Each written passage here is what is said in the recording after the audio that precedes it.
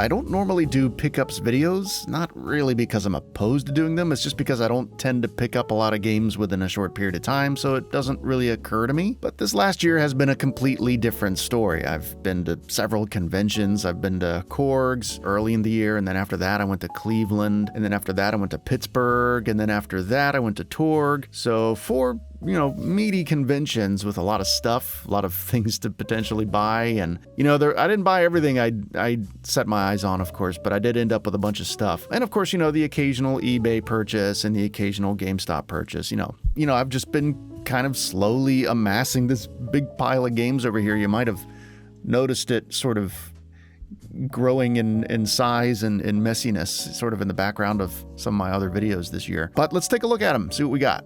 Let's start off with one of the few Turbo games I actually acquired this year, Magical Dinosaur Tour. This was something that you wouldn't think would get localized. It's such a random, weird game. It's really more of an educational thing. If you grew up in the 90s, or maybe even in the 80s, there would be these little computer programs that sometimes you would go, the teacher would, it was almost like a reward. It was like, you can go get on the computer and go learn about computer stuff or whatever. And there would be these weird little interactive point and click games.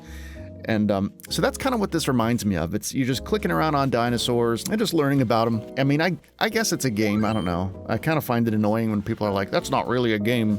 Just because it's a point and click game doesn't mean it's not a game. It's just not a beat 'em up or whatever you're used to, But so I guess I would call it a game. I mean, it says it's a game. It's a CD game. So checkmate. And it's not what I'm going to play often, but it's here and it's in good shape. I think the guy asked for $60, and as usual, I probably talked him down $5 or $10. I don't remember exactly what I paid for it, but it was, 40 or 50, something like that.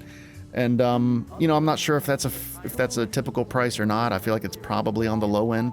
I now have it, not just, the game, but in, these cardboard boxes, which is pretty rare. Anyway, Magical Dinosaur Tour. There you go. Moving on. Ooh, this is a good one. So I've had a copy of Loaded for a long time, and it's been, it was one of those old jewel case ones, one of the ones that I think most people probably ended up with. But it's been real ratty, and, the manual is kind of crappy, and, I've just been wanting to upgrade it for a long time. So that, plus my sort of interest in these PS1 long boxes that I've, for some reason, cultivated lately. So both of those desires came together. And, disc is in pretty darn good shape. Paid a little bit more than I think I wanted to. I went into it thinking maybe I'd talk him down to $20 or so. I probably paid 30 or something. Still a totally fair price. Loaded is an important game to me because it was one of the first games I really played as a kid that was truly violent. Like truly, at the time felt realistic. Looking back on it now, it's just goofy. It's silly the way people just explode into these just bloody stains all over the ground, basically. It's just such a psychotic game. I mean, the characters that you play, Fwank, this insane clown guy, and Butch, and Vox, and, Mama, of course, is my favorite. The giant baby man, just insane. The cap in the hands, these are just insane characters. They're almost like Twisted Metal characters. They almost feel like something that David Jaffe would come up with. Yeah, Interplay and Gremlin. These are the people that, I got to know this developer combo because, they put out a lot of games that I enjoyed back in the day. A lot of twisted, sort of, kind of gratuitous games, violent games, dark games that I ended up kind of gravitating to as a kid. So anyway, that's Loaded. That's a big one. So this is one that I got a little more recently. I've just been eyeballing this Raystorm Ray Crisis collection. I've been eyeballing different versions of this for a long time. And I know there's another variation of this collection that has the first game. What the hell was it called? It was called Galactic Attack on the Saturn. This one doesn't have that. This is just the two PS1 games, Raystorm and Ray Crisis, which these are the two that I like the most. So I'm not really missing not having Galactic Attack on it. Plus I have Galactic Attack on actual Saturn right now anyway, so not a huge deal. Of course, the disc is loose in it, which is super annoying. But, it's probably okay. You know what? Since we're filming, let's go ahead and find out. Mystic has a tutorial on how to get the disc back in the thing. See if I can do it. Where you do this, and yeah, I don't trust myself to do that. Let's just open it up and find out. Fuck. God. Can't get a grip. Okay, there we go. All right, let's find out here. Oh, loose as hell, but not scratched, so good. So yeah, Raystorm Ray Crisis. This is a good way to have these games playable on modern consoles, which is important to me. You know, don't necessarily need to bust out the PS1 or the PS3 or whatever, and just pop it right into my PS5 and it'll work. Speaking of PS5, I picked up, I don't remember where, I've had this one for a while now, but White Day 2 is obviously a sequel to White Day, which I believe is a Korean horror game that I have on the PS4. I didn't beat it, but I really did enjoy it. I need to go back and beat it. But I'm probably about a third of the way through it, maybe half of the way through it. Really cool horror game. It's one of those, you know, hide and seek, hide from the scary man games, you know, like Alien Isolation and Amnesia and all those. But it's I believe Korean. You know, forgive me if I'm wrong on that. It's, you know, you're just in a school and you're running from like this insane janitor guy. Not really sure what White Day 2 is about, since, you know, I didn't beat the first one. So I'm gonna hang on to it, beat the first one, and then I'll dive into that. And hopefully it's good. All right, what else we got here? Ooh, speaking of sequels, the Wonder Boy, Asha in Monster World. I used to know the story behind this. I think this was a Genesis game? Anyway, it's a remaster of an old Wonder Boy game. I'm not the biggest fan of that series, but I do like them all. I don't dislike any single one of them, so I'll enjoy it to some extent, and I think I got a good deal on it. Otherwise, I probably wouldn't have bought it. Okay, Genesis time. Twin Cobra. This is a shmup that has always been like, you know, I like to say it's like a macaroni and cheese game. It's just like not a lot there nutrition-wise, but it's always fun. It's a comfort food game, you know? It's never a bad time to play Twin Cobra, you know?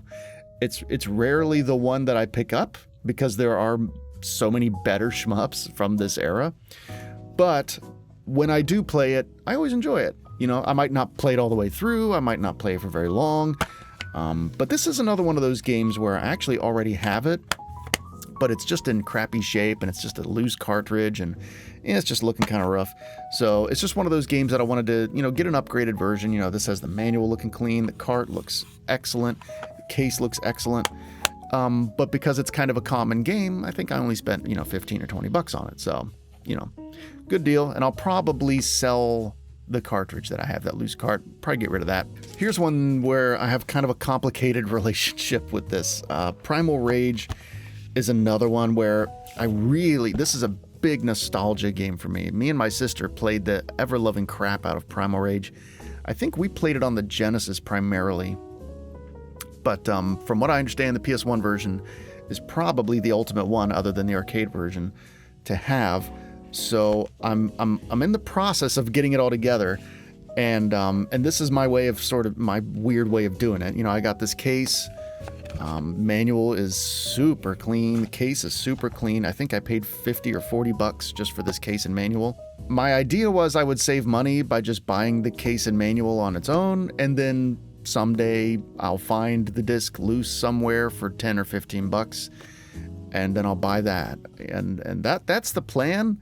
But, you know, it's dawned on me that I'm very unlikely to find a loose Primal Rage disc ever, let alone in good condition, let alone for a price I want to pay. So I don't know what I'm doing now. I don't know if I should just go ahead and fork over the $100 or whatever and get it complete and get rid of this or whatever. I don't know. I don't know what I'm going to do. I know Game Dad had it complete and was selling it at one point, I think at Cleveland.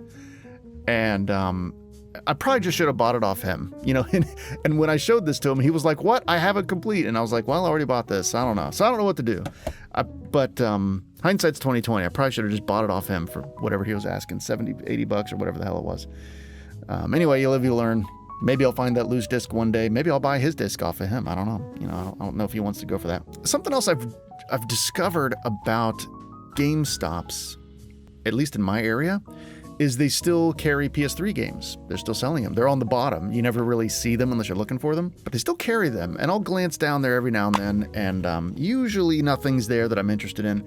But Homefront is a PS3 game I've actually never played. I've never played this game.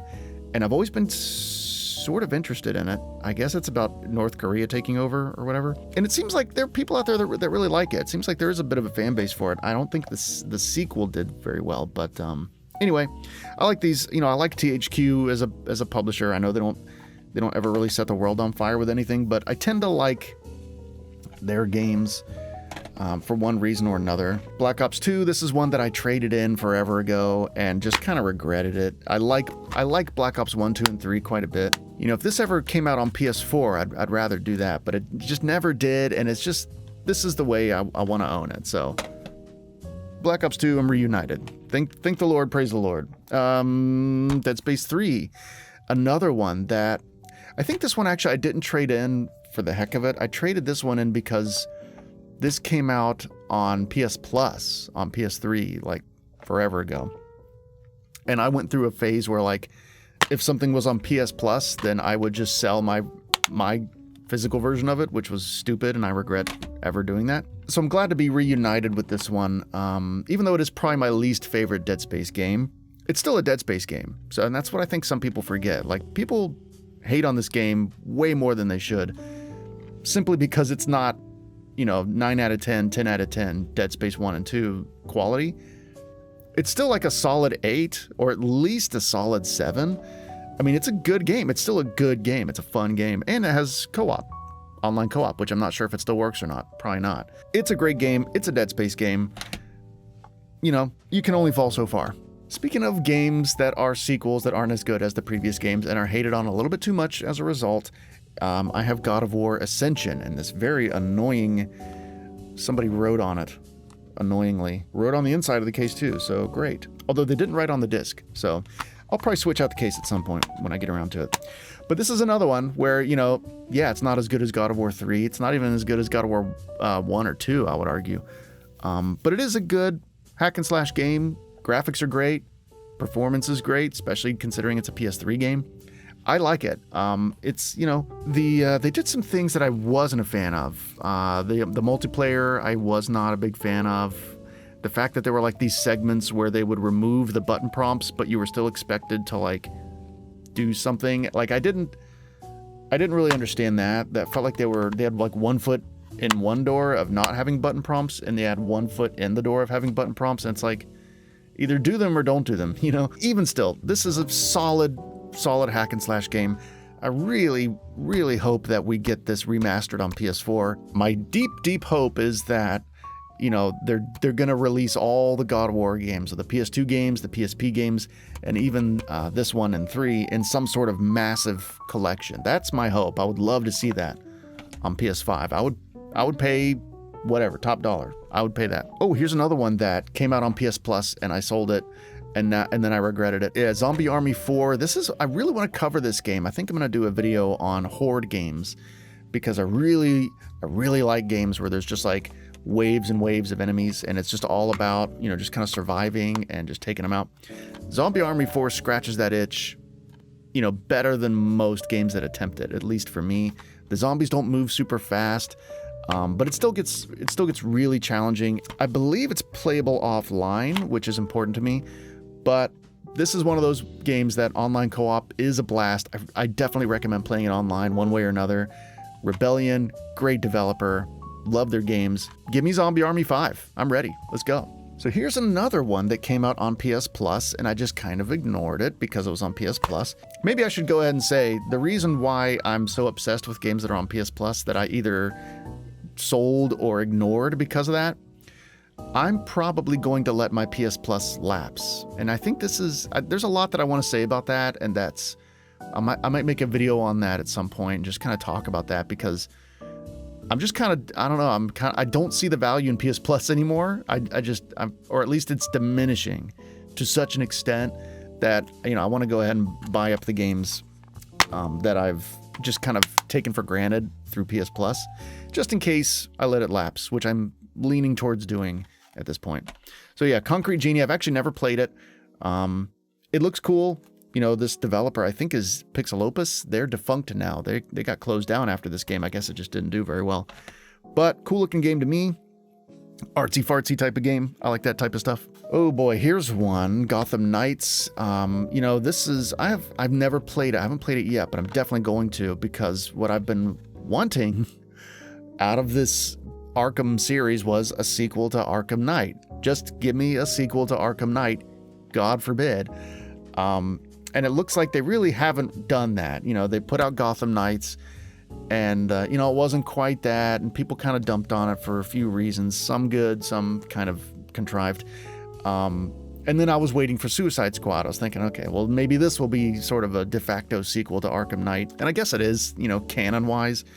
But that seems even further off from what I want. So this is the one that I'm actually looking forward to now. If I can just play it and treat it like an Arkham-style game, which I think I more or less probably can, then I'll have a good time with it. Plus, because everybody hates it, I got it for, I think, $5 or $6. You know, PS5 game for under $10 that's kind of unheard of. Yet another PS4 game that was on PS Plus, and I think I played the PS3 version of this for maybe a couple of hours. Didn't finish it, didn't even get very far, got distracted by something else, who knows. But I have the PS4 version now. I'm ready to do it. I'm ready to play it. I'm ready to get into this series. I think it's for me. I think it's my type of game. I love hack and slash games. I love character-driven style games. And, you know, what I remember this being was sort of a God of War-ish type game. But if it's anything near God of War or Dante's Inferno or, you know, Castlevania, Lords of Shadow, like if it's in that realm, which I think it is, then I'll at least enjoy it somewhat. So, yeah, I'm excited to get started on that, and I definitely will. I'm ready to like that series. So here's one I actually got the other day. God, GameStop stickers are so obnoxious. But it was on sale for $20. Sonic Superstars. That's the price I've been waiting for to get this game, which is, I guess, kind of a theme with me. You know, I tend to... $20 is like, that's my price where I'll jump on something, it seems, nowadays. That's my comfort price, I guess. We're going to get a clean rip. But yeah, you know, this looks like, you know, I'm not really expecting an authentic retro-style Sonic game. I think that was Sonic Mania, and I guess we're not getting a Sonic Mania 2, so this is maybe as close as we'll get to something like that. So I'm ready for it, though. You know, I've heard that it has some issues. Bosses go on a little bit too long. I think there were maybe a couple other problems with it, but generally speaking, I'm you know, for $20, it's a modern Sonic game that I won't hate. Might vaguely remind me of the old ones, aka the good ones. So I'm ready to dive in. Ready to dive in. Jump in and dive in. Ready to dive into Sonic Superstars. So here's a PS5 game that I'm not sure what to make of, but again, I think it was on sale for $20, so I just jumped on it. This is Slave Zero X, which I guess is some sort of sequel to Slave Zero on the Dreamcast, which, from what I remember, is a completely different type of game than what this looks like. This is like a hack and slash game, 2D, whereas, you know, Slave Zero was like a 3D shooter. So I don't know how this is a sequel. I guess it just takes place in the same universe, which is fine. I don't know. Maybe it's like a Legendary Axe 2 situation where it's like not related, but vaguely similar and still good on its own, so that's fine, I guess. But the thing that really attracts me to it, honestly, is just the art style. It's got this 2D characters, but, you know, like PS1, Dreamcast era graphics for the backgrounds. So sort of early polygon levels. So that's an interesting mix. I really like that. I think there's a lot there with that combination that hasn't been explored yet by a lot of developers. If that's the only thing it has going for it and everything else about it sucks, I probably ultimately won't like it very much, but that's enough to get me in the door. Moving on, back to the Sega Genesis world, we got a game here that this is a big blind spot for me on the Sega Genesis, Kid Chameleon. I found a really good price on this on eBay. It's a game that a lot of people really like. I think I've played it once or twice here or there. I've never really given it the time of day, though. I've never really given it like a real moment to win me over. So, you know, it's got this very Back to the Future kind of look to it. And I don't know if this is a reference to Rick from Splatterhouse or not, but I'm interested in it. It looks like something I would at least, I think I like it. I remember enjoying it well enough. 2-player game too. So, you know, if nothing else, it's just kind of, you know, it's a notable Genesis game that I feel like I should have, you know, just something I feel like I should have. I don't know. Unlike this game, Weakest Link on the PS1. I don't even remember what motivated me to get this. I think I just wanted to play it with my wife or maybe with a friend, you know, with a couple of beers and just laugh at it. I think that's more or less what's going to happen. It's in real good shape. There's a crack here on the case or whatever, but the manual's in good shape. More importantly, the disc is in excellent shape. So I'm going to mess with this, and I think this is going to be at least worth a couple of laughs, with a friend. And, if that's all it is, and I just play it once or twice, it's fine. I think I paid $5 for it, whatever. Now, this one I talked about in a previous video, kind of a holy grail for me. I've had this digitally on PS3 for a long time, but I'm not sure if that's through PS Plus or not. But either way, I'm glad to have this one physically. This is one of my favorite games of all time. Certainly one of my favorite PS3 games. Just a great platformer. If you're even remotely familiar with the PS3 and the hidden gems on it, you already know what this is about. It's just a great, almost kind of little Big Planet style platformer, just with the way it feels. But aesthetically and the tone of it, totally unique. And just really love it. Really glad I got this for a reasonable price. I forget what I paid. I want to say maybe 60 or something, which is pretty low considering that it often goes for, closer to 100. Here's another one that I sold this 10 or 15 years ago for whatever dumb reason, probably to get pot or whatever.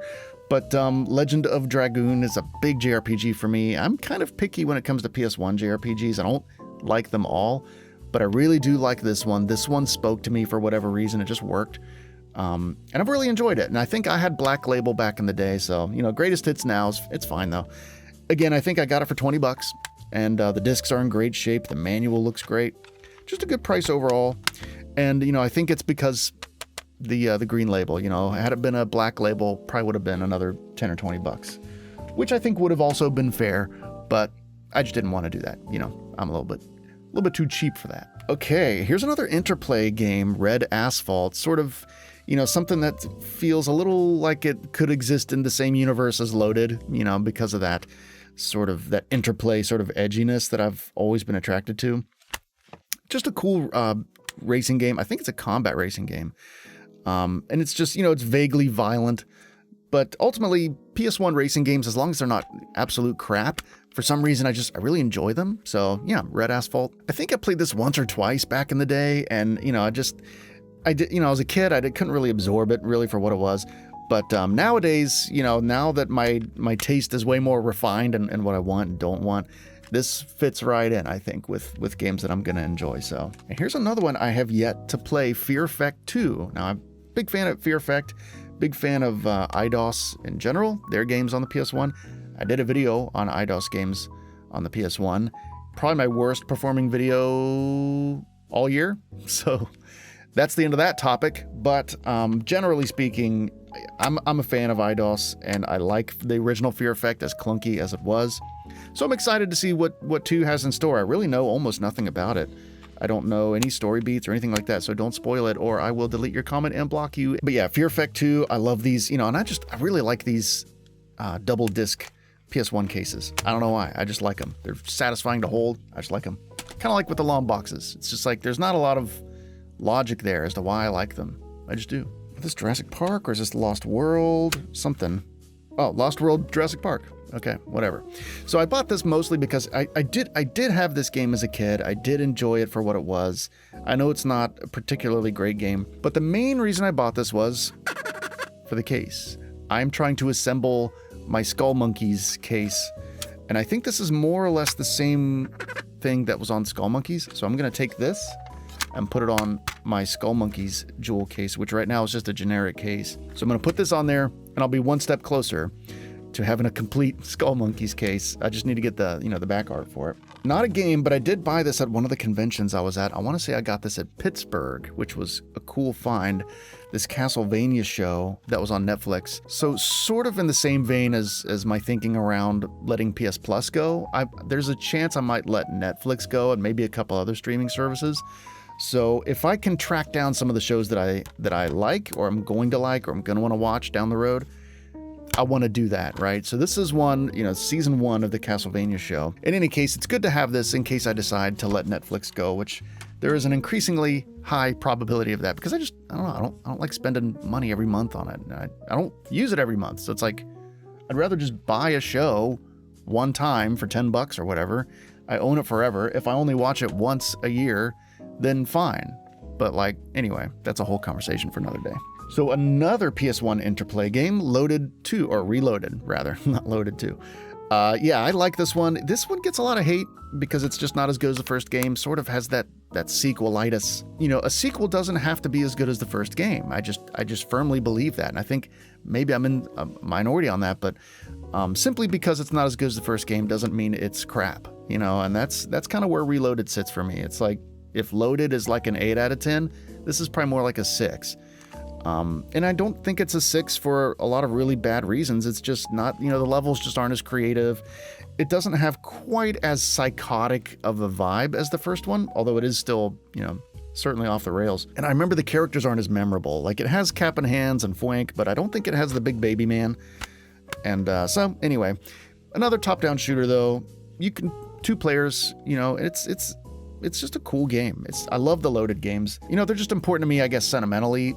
You know, so there is that aspect to it for me, but I also just genuinely like Loaded and Reloaded. I like them both. You know, I mean, this disc, like, look at that bad boy. That is perfect. And again, I think I got it for $20 or so. So, you know, I'm good on that. That's my copy of Reloaded forever. I also picked up a PC Engine game. This guy gave me Load Runner. Not a really complex PC Engine game, very arcadey. Graphics aren't even really that good, but it's a PC Engine game that, you know, you can play on, you know, without knowing Japanese, and it's just something that I wanted to own. It's unfortunately doesn't have the case or anything, so it's going to go in my baseball card folder that I've turned into a PC Engine folder. It's going to go in there, but that's okay, and I'll definitely play it. I'll definitely talk about it at some point on the channel. I want to find a way to talk about, like, mediocre PC Engine games that aren't bad but aren't great. I don't really know how to title that or package that yet, but that's probably where that's going to end up. So I'm very torn on the Remothered series on the PS4. This is, you know, clearly has a lot of heart in it. The first game in particular, so many things about this that vaguely make me think of Clock Tower, which I really like. The main character in particular seems like basically, you know, a Helen Maxwell from Clock Tower. And I always liked Helen Maxwell. I think I found her more interesting than Jennifer, who was the real heroine. But anyway, so this is really more or less about Helen Maxwell, without calling her Helen Maxwell. And, you know, the villain isn't particularly scary. It's just kind of an old man with his butt hanging out. And I don't know, it's kind of goofy in that way. But the story is so insane. The things that happen in this game it's just absolute madness, and I love that about it. It's a very stealth-heavy horror game. You know, there's a lot of hiding, there's a lot of, you know, there's some mini games, I think, where you're trying not to make too much noise, stuff like that, which sometimes I like, sometimes I don't, but in this game I like it, and I did a really good job with this game. The sequel to it, Broken Porcelain, unfortunately, I did not like very much. I do own it because I bought it on day one at full price because I liked this one so much. One of the glitchiest games I've ever played on PS4 for sure was Broken Porcelain. And I don't even think I got very far into it. Like, it was borderline unplayable, and I just kind of put it down and I moved on. And you know, they released some patches and stuff, but by that point I was, you know, I'd already moved on. And so that's just kind of my experience with the Remothered games. The first one's great. Broken Porcelain, broken heart, broken my heart, broke my heart, Broken Porcelain broke my heart. Get the first one. Another PS1 long box, Wipeout. You gotta have a copy of Wipeout. You're not a PS1 fan if you don't have a copy of Wipeout. And this is actually, this is a rebuy for me from childhood. I don't know what happened to my original one from childhood. I probably, again, sold it in my teen years for something stupid. But here we are, great condition, you know, manual, everything, the whole kit and caboodle. Love it. Yet another long box to go with the others. Another PS3 game that I've had on PS Plus. Never played it though. Remember Me. This was from, I think, Don't Nod. I think Don't Nod did this. Who more recently put out that Ghosts of New Eden game. What was it called? Banishers. So I'm wondering how much of that I'm going to see in this, even though they're like, you know, 15 years apart or whatever. But, you know, Capcom published it, so I'm sure it's at least a polished game. But I'm interested in it, so I'm going to give that a go at some point. Also picked up a copy of Hit the Ice for the Genesis. This is one that I've always associated with the TurboGrafx because there is a version of it on there. it really, I always forget that this game came out on the Genesis as well. So got a good price. You know, the case is it's not great. It's not bad. But the manual and the cartridge they're in great shape, I would say. So again, I think I paid maybe $20 or so. So yeah, add that one to the collection. Maybe I'll do a video comparing and contrasting the two versions, kind of like I did with Devil's Crush. Here's another one I kind of sprang on, maybe a little too quickly. I don't think I talked them down at all, but anyway, Steel Empire, great Genesis game. I've never owned it physically. I've played it, of course. It is definitely one of my favorite shoot 'em ups from that era, for sure. I love it. But I just never owned it. And, you know, and it's kind of expensive now. Like if you were to get it in real good shape, complete with the manual and everything, you pay a lot. But given that this one, you know, it's not in, you know, a little bit of a, you know, a little fold there, a little bit of nonsense going on there. Manual isn't there. But the cartridge is in good shape. And I wouldn't call the you know, the cover art or the case in bad shape. It's just not great shape. So with all that, I got a pretty good deal. I think I got it for maybe $20 again, you know, 20 to 30, somewhere in there. I probably wouldn't have paid more than that. So for whatever it's worth, I have it now, and I'll definitely find an excuse to cover it at some point. I love Steel Empire. Great game. And another one I just kind of took a total chance on, just randomly just bought it for the sake of buying it. The Eternal Cylinder. Sort of, I think it's a puzzle game. I looked it up on Google and just kind of glanced over, you know, the general description of it before I bought it. Kind of a puzzle game, which normally isn't something I'd be into, but I just can't help but just be drawn in by the way it looks and just these characters and just, I don't know, it's just the design, the aesthetic of it. I mean, look at this guy on the front. He's like Qbert if he were real, you know, like a disgusting Qbert. So I don't know what to make of it. I'm excited to try it out. I actually forgot I had it. And it includes a manual. Look at that.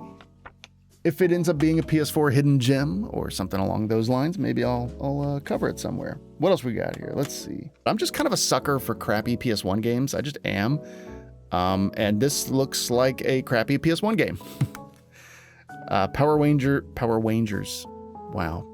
Power Rangers Lightspeed Rescue. I don't know what to make of it. It looks like kind of a beat 'em up. It probably changes game modes a little bit here and there. Looks like there's some Zord battles. Don't know a lot about it other than it was extremely cheap and I haven't heard about it. Both of those things together generally mean it's probably not very good, but I'm gonna play it with an open mind. But that's about it. I bought some other digital games here and there. Of course, you know, I bought some stuff on Steam that was on sale here and there. But for the most part, you know, this is my haul for the whole year, more or less. And I've played, you know, a small fraction of them. So I'm looking forward to diving into all these. Yeah, I wait for the price to come down on the new games while I play some of these. And that's how I'm gonna do it. And I'm looking forward to that. Hopefully you enjoyed listening to me prattle on about them. But in any case, of course, thanks for watching, and you know, have a good week, have a good month, have a good year.